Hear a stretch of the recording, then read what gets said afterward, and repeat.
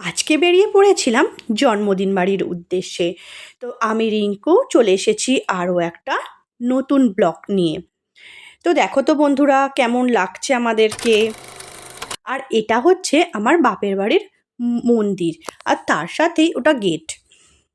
তো চলে এসেছি জন্মদিন বাড়িতে। তো দেখো তো গেটটা কত সুন্দরভাবে সাজানো হয়েছে। তোমাদের কি ভালো লাগছে? আমার তো মন ছুঁয়ে গেছে। একটা ছোট বাচ্চার জন্মদিনে ঠিক যা যা দরকার ঠিক তাই তাই আছে। গ্রহ, নক্ষত্র, রোবট। তো দারুণ দারুণ হয়েছে। বেলুন চারিদিকে আলোয় আলো দিয়ে সাজানো হয়েছে। আমার তো ভীষণ ভীষণ ভালো লেগেছে। আমি যার কারণে খুব ধীরে ধীরে তুলেছি ভিডিওটা।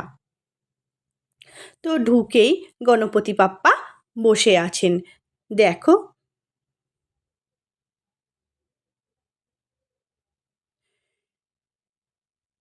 খুব সুন্দরভাবে সাজানো হয়েছে।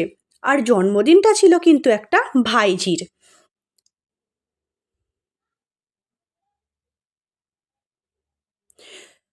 তো কোনো অনুষ্ঠান বাড়ি গেলে কিন্তু এটা সবার ভীষণ ভালো লাগে।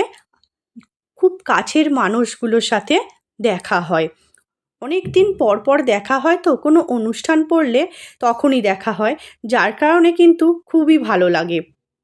আর আমারও কিন্তু গতকাল অনুষ্ঠান বাড়িতে গিয়ে ভীষণই ভালো লাগছিল, কারণ সবই কাছের মানুষ, সবাইকে দেখতে পেয়ে ভীষণই ভালো লাগছিল।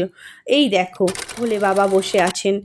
আর আমি কিন্তু উপর থেকেও তুলেছিলাম ব্যাকগ্রাউন্ডটা। খুব সুন্দর লাগছে তাই না?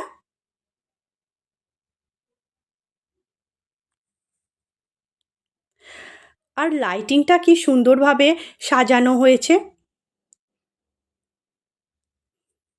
ঠিক যেন তাঁবুর মতো। আর এই যে আমাদের বাদরেগাল,